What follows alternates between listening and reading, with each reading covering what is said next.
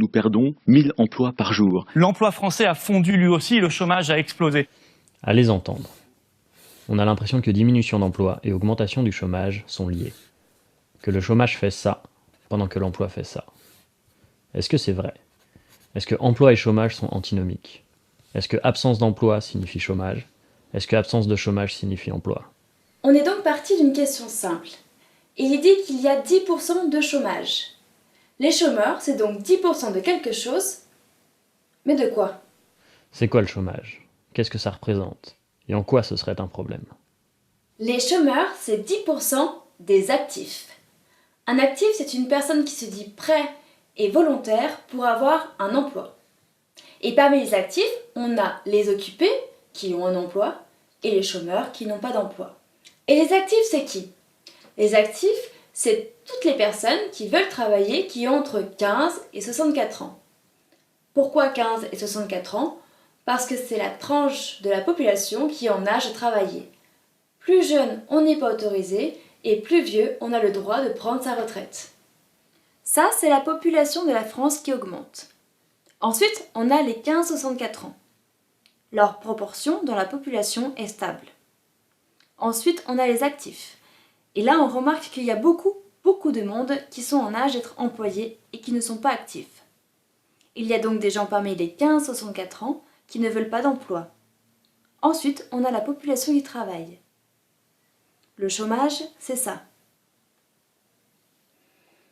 Au niveau global, il n'y a pas de suppression d'emplois.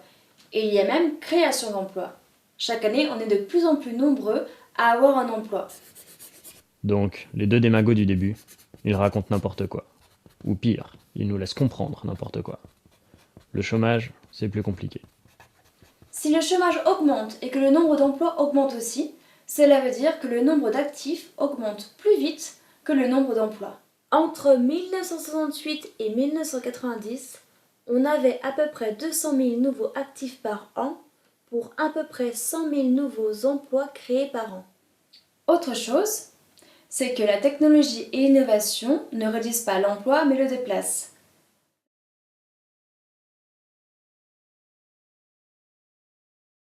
La proportion des actifs augmente donc. Et cela veut dire qu'il y a plus de personnes qui ont entre 15 et 64 ans qui ont besoin d'un emploi. Pour réduire le chômage, on pourrait réduire les actifs.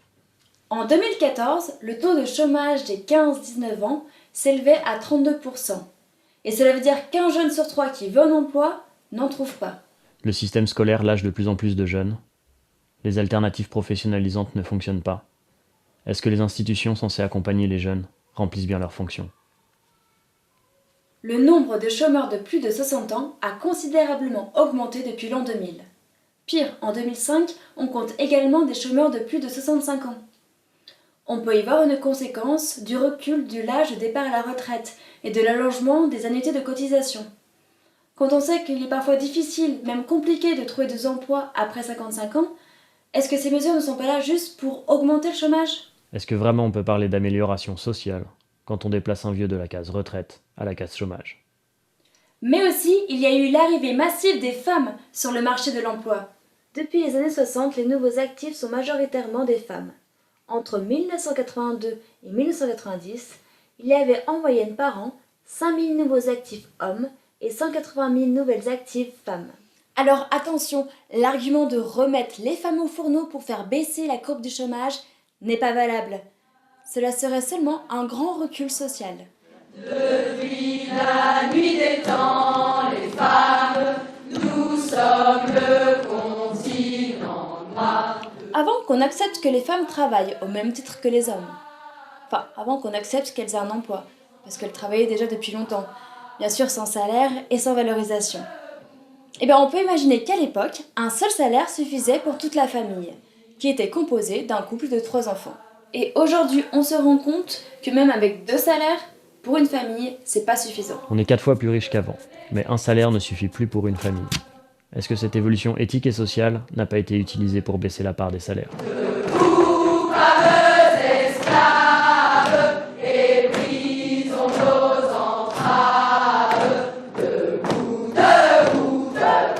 Mais tout ça pour dire que normalement, un seul salaire devrait suffire pour la famille, et ainsi pouvoir partager entre deux adultes le travail employé et le travail domestique. Toute une partie de la population, qui n'avait pas besoin d'un emploi, doit maintenant en trouver un. Pour baisser le chômage, on pourrait les soulager financièrement de cette obligation. On fait peser la responsabilité du chômage sur les personnes en âge de travailler qui veulent un emploi. Mais les chômeurs d'aujourd'hui ne sont pas responsables de la situation économique actuelle. Ça fait depuis 40-50 ans que le nombre d'actifs a augmenté 2 fois plus que le nombre d'emplois créés. Et l'effet pervers dans tout ça, c'est que cette culpabilité et cette peur du chômage nous rendent disposés à détériorer nos conditions de travail. Dégrader notre modèle social fait de l'emploi le seul moyen pour répartir la richesse. Sans autre choix que de se tourner vers l'emploi, les actifs augmentent et augmentent le chômage. Est-ce que l'augmentation des actifs est le reflet d'une société qui partage moins ? Si on arrêtait un instant de se focaliser sur la courbe et les chiffres du chômage et qu'on regardait du côté de l'emploi, comment a évolué la proportion des occupés et celle des non-occupés, des personnes sans emploi? Si on reprend notre population totale, on a les occupés et les autres, les non-occupés, qui sont les moins de 15 ans, les plus de 64 ans, les inactifs et les chômeurs. Pourquoi faire cette distinction entre occupés et non occupés? Parce que absence d'emploi et chômage ne sont pas des synonymes. Il y a des personnes autres que les chômeurs qui n'ont pas d'emploi. Comme on l'a vu dans le PIB, la richesse et nos revenus viennent de la valeur ajoutée qui est produite par les emplois. Cette richesse est ensuite redistribuée à toute la population d'une manière ou d'une autre. Revenus, rentes, dividendes, sécu, retraite, indemnité chômage, aide sociale, argent de poche. Aujourd'hui, 44% de la population a un emploi et produit la richesse qui est partagée entre tout le monde. Est-ce qu'il y a suffisamment d'occupés par rapport aux non-occupés? Est-ce que l'emploi peut financer le non-emploi? Une personne en 90 produisait pour partager sa richesse pour 0,1 personne de plus qu'en 62. Sachant qu'elle produisait 2 à 3 fois plus de richesse par heure travaillée qu'en 62. Pour être complet, on travaille moins longtemps qu'avant, un quart de moins entre 1990 et 1962. Il semblerait que la richesse créée par l'emploi pourrait permettre de financer le non-emploi. Sous cet angle, le chômage paraît moins catastrophique. Les chômeurs font partie des non-employés comme la moitié de la population. Le problème du chômage révèle le problème lié au partage de l'emploi, au partage du non-emploi et au partage des richesses qui permettent de financer les deux. Faire baisser les chiffres à coup d'emploi précaire, comme ça a été fait en Allemagne ou en Angleterre, ne sert à rien. C'est la précarité qui touche ces individus qu'il faut changer. Et comme on passe tous de l'emploi au non-emploi, on a tout à gagner à bien partager les deux, au niveau du temps comme au niveau de la richesse produite. Vous souhaitez avoir des informations sur vos droits à l'indemnisation, des conseils sur la formation, votre recherche d'emploi, tapez 4.